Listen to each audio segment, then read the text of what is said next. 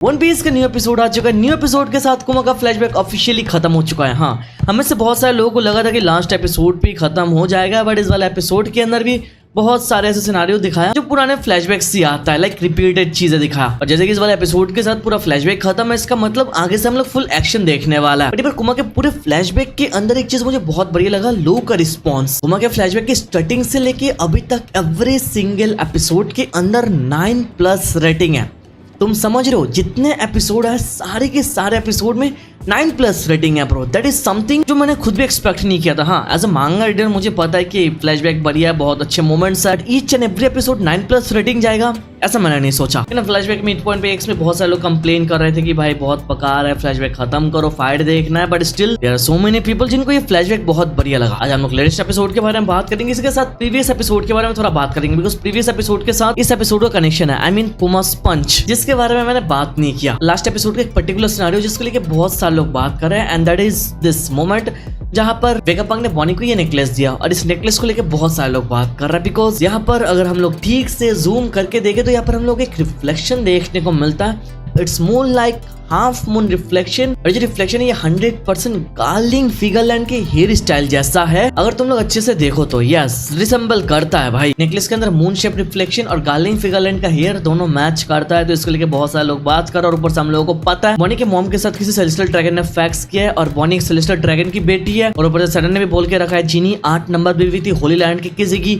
But किसकी है ये बताया नहीं गया। बट अभी ये रिफ्लेक्शन देख के बहुत सारे लोग एज्यूम कर रहा है शायद गार्लिंग फिगरलैंड ने जीनी के साथ सिनेरियो किया, like गार्लिंग फिगरलैंड facts with Ginny and Bonnie Bond। बाकी let me know about your opinion on this matter। ऐसा हो सकता है कि लोग छोटे मोटे सिनारियो को लेकर कुछ ज्यादा सोच रहे हैं, but it's odder sense after all. वो छोटे मोटे हिंट पहले ही दे देता है, हमको पता है, तो कुछ विश्वास नहीं कर सकता। अगर लास्ट एपिसोड में हम लोगों ने देखा अलग अलग जगह रूमर्स फैला दिया, लूफी ने वेगापंक को होस्टेज बना लिया, और यहाँ पर एक फाइट होने जा रहा है जो बहुत खतरनाक, मोर देन हॉरर इंसिडेंट, जिसके बारे में लोग बता रहे थे। और आगे हम लोग बहुत टाइम बाद ड्रैगन को भी देखते हैं, वही ईस्ट की तरफ देखता रहता है, कुछ बोलता नहीं, कुछ करता नहीं, बट उसका सिनारियो वैसा ही बहुत लंबे टाइम से चल रहा है। सब लोग मूव कर रहे हैं बट ड्रैगन मूव नहीं कर रहा है, बिकॉज ड्रैगन भैया कभी खड़ा नहीं होता, इसके बारे में सब लोगों को पता है, बट हम कुछ नहीं कर सकते, देखते कब खड़ा होता है। अगर हम लोग ने एपिसोड में देखा था बॉनी अपने डिस्टॉर्टेड फ्यूचर नीका स्टाइल यूज करती है, जो देख के सैटर्न शॉक हो जाता है। सैटर्न वाज लाइक नीका, इसको नीका के बारे में पता है। Bonney was ready to deliver a huge blow on Saturn, but ये ब्लो देने से पहले बॉनी कुछ कर नहीं पाती, वो नॉर्मल हो जाते, बिकॉज बॉनी कमजोर हो चुकी है। जिसके बारे में आगे सैटर्न बोलता है कि जो नीका है, तुमको क्या लगता है नीका सच्ची में एग्जिस्ट करता है?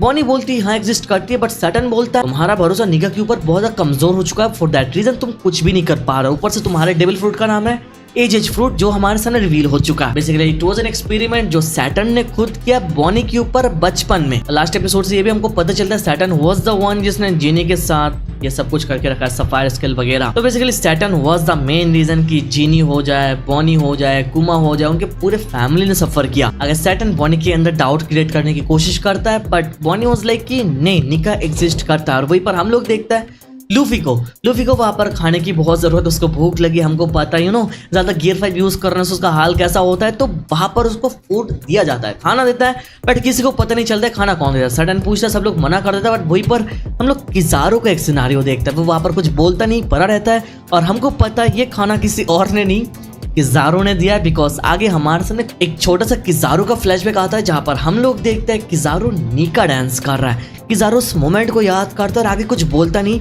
तो इस सिनेरियो देखने के बाद हम लोग 100% बोल सकता है इट्स किजारो जिसने लूफी को खाना दिया है। हाँ, एनिमे के अंदर कुछ दिखाया नहीं, कुछ बोला नहीं गया, बट ओडा सेंसेई ने इंटरव्यू में बोला था लूफी को जिसने भी खाना दिया वो लाइट की स्पीड में दिया। इस इंटरव्यू को मैंने पूरा अलग वीडियो में कवर करके रखा है, आई होप तुमको याद है। तो लाइट की स्पीड में यहाँ पर एगेट में कौन है? It's किजारो।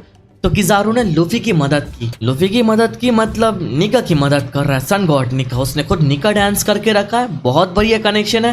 That means किजारो in future अच्छे रास्ते पे आने वाला है, he will be the second admiral जो वर्ल्ड गवर्नमेंट को धोखा देने वाला है। अब वो जो है फर्स्ट वन कौन है? First one is Kuzan, world government छोड़ चुका है, ब्लैक बियर्ड पायरेट ज्वाइन कर लिया। हम लोगों को पता है ब्लैक बियर्ड पायरेट ज्वाइन करने के पीछे रीजन इज ब्लैक बियर्ड को डिफीट करना, ब्लैक बीट को बिट्रे करना। हाँ, इसके ऊपर मैं अलग से सेपरेट थ्योरी लाऊंगा बहुत ही जल्द। बट यहाँ पर किजारो का सिनेरियो देखकर हम लोग इजीली एज्यूम कर सकते हैं Kizaru gonna be the second admiral जो वर्ल्ड गवर्नमेंट के अगेंस्ट जाने वाला है फॉर श्योर। अगेन सबके बाद हम लोग सैटर्न बॉनी को हार्ड पुश करने लगता है। Bonney was feeling the pain, Bonney कुछ नहीं कर पा रही थी और सैटर्न ऑर्डर कर देता है सारे मरीन्स को उसके सर पे गोली चलाने के लिए। और वहीं पर हम लोग देखते हैं कुमा की entry. Bro this Kuma's entry was good. Kuma आने के साथ लोग अपने बीम से अटैक करने लग रहा था एंड कुमा का एक सर्टेन वर्क था जो मुझे बहुत बढ़िया लगा। ये स्लो वर्क बहुत ही लंबे टाइम लेके दिखाया गया बट ये slow work was worth it. और इस स्लो वर्क के चलते कुमा का थोड़ा बहुत फ्लैशबैक आ रहा था, हमको दिखा रहा था कि कुमा कितना ज्यादा सफर करके यहाँ तक आया। लेकिन सबके बाद हम लोगों ने देखा जैसे सैटर्न बॉनी को मारने वाला था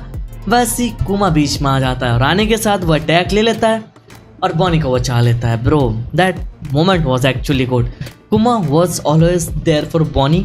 और थोड़ा बहुत आगे फ्लैशबैक दिखाया गया, यू नो जो फ्लैशबैक ऑलरेडी हम लोगों ने देख के रखा है वही दिखाते हैं। मतलब the entire episode was full of emotional moments. कुमा बॉनी को सेव करने के लिए इंजर्ड होके भी इतने दूर यहाँ पर आ चुका है अकेले और यहाँ पर आने के बाद इतने सारे शॉट्स लिए, इतने सारे अटैक्स लिए, कैनन बॉल से अटैक लिए, गन फायर लिए, but still he made it this far और अपने बेटी को बचा लिया।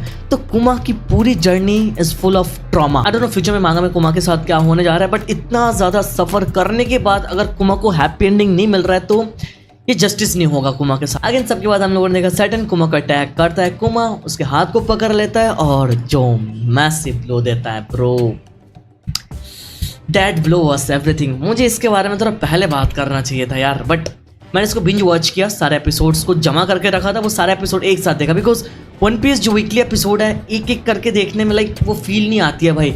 लगता है अभी स्टार्ट कर तो अभी खत्म हो जाता है बट एक साथ 7-8 एपिसोड देखने के बाद it was really worth it bro. जो पंच किया, पंच के अंदर जो कुमा का दर्द, जो थोड़ा बहुत फ्लैशबैक का सिनेरियो दिखाया गया ना, दैट वॉज ऑसम। और इस हैवी पंच का वेट हम व्यूअर्स फील कर पा रहे थे और मुझे लगता है this is the most satisfying punch in the entire one piece verse. हाँ, इससे पहले लूफी का पंच था सिलेस्टियल ड्रैगन के ऊपर। सिलेस्टियल ड्रैगन जो बाकी लोगों के ऊपर टॉर्चर वगैरह कर रहे थे, हाँ कर रहे थे, बट कुमा जितना सफर किया सफरिंग से ज्यादा नहीं था वो। इस पंच से पहले इस पंच का पूरा सिनेरियो हम लोगों ने देखा, कुमा की जर्नी हम लोगों ने पूरा देख के रखा है। फॉर दैट रीजन यहाँ पर हम लोग बहुत ही अच्छे से फील कर पाए। और ये पंच लगने के बाद जो सैटर्न उलट पुलट होके गिरता हुआ जाता है ना, दैट वाज सो सैटिस्फाइंग भाई। और सैटर्न वहां पर पंच लेने के बाद बहुत दूर जाके गिरता है, वो गिर जाता है और उसके ऊपर सारे बिल्डिंग के कंपार्टमेंट गिरता है।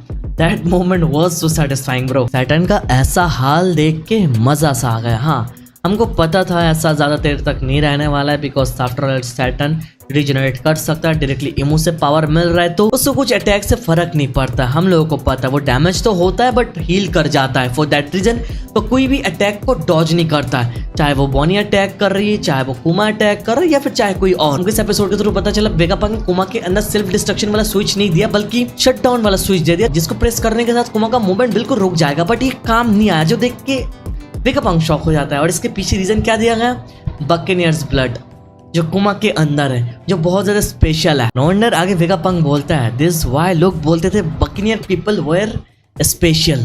और आगे वेगापंक बोलता है दे ऑन्स, ये डॉट डॉट डॉट लाइन देख के यार खत्म कर देता है। वेगापंक का आगे का लाइन ओडा ने सेंसर कर देता है, मांगा में भी बताया नहीं और यहाँ पर भी नहीं बताया। दे ऑन्स लाइक एक टाइम में वो लाइक कुछ किए थे या फिर कुछ करते थे या फिर कुछ कारनामा करके रखा था जिसके बारे में हम लोग कुछ बताया नहीं गया, पूरा छुपा दिया गया। इट्स समथिंग इंपॉर्टेंट जो ओडा से शायद जॉय बॉय के फ्लैशबैक के साथ रिवील करने वाला। बट अगेन सबके बाद एक सिनेरियो मुझे बढ़िया लगा, सैटर्न के सामने सांजी का मोमेंट। फाइनली यार सांजी का कुछ अच्छा मोमेंट हमारे सामने आया, नहीं तो पूरे एगेट आर्क में सांजी की बेइज्जती होते हुए देखा, सांजी को सिम करते हुए देखा और ऊपर से एनिमेटर्स वाले भी सांजी के अगेंस्ट में थे। बट यहाँ पर ये मोमेंट देखे थोड़ा अच्छा लगा। आगे सारे मोमेंट के बाद हम लोगों ने देखा पास्टर कॉल का अनाउंसमेंट कर दिया, अभी इस पूरे आइलैंड को उड़ाने वाला है, सारे शिप्स तैयार है फायर करने के लिए। और नेक्स्ट एपिसोड पे हम लोगों ने यही देखने वाला है, सैटर्न यहाँ पर मौजूद है और हमको पता है मांगा रीडर्स फ्यूचर में क्या होने जा रहा है। बस कुछ ही एपिसोड आएंगे, फिर आगे कुछ ऐसे मोमेंट्स आने वाला है जिसके एवरी सिंगल एपिसोड हम लोग इंजॉय करने वाला है। अब यहाँ पर मैं डिस्कस नहीं करूंगा बिकॉज यहाँ पर बहुत सारे ऐसे लोग हैं जिन लोगों ने शायद मांगा रीड नहीं किया। I don't want to spoil the fun, but यहाँ पर कुछ ऐसे एपिसोड्स आने वाला है जहाँ पर मजा आ जाएगा, लाइक फॉर रियल। आगे मैं सोच रहा हूँ नेक्स्ट एपिसोड से एवरी सिंगल एपिसोड के ऊपर रिव्यू करूँ। बाकी तुम लोग अपना ओपिनियन दे सकते हो इसके ऊपर और इस एपिसोड के ऊपर। वीडियो तक देख रहे हो तो लाइक कर दो, चैनल पर सब्सक्राइब कर दो। Thank you so much watching this video. तो मिलता है नेक्स्ट वीडियो में।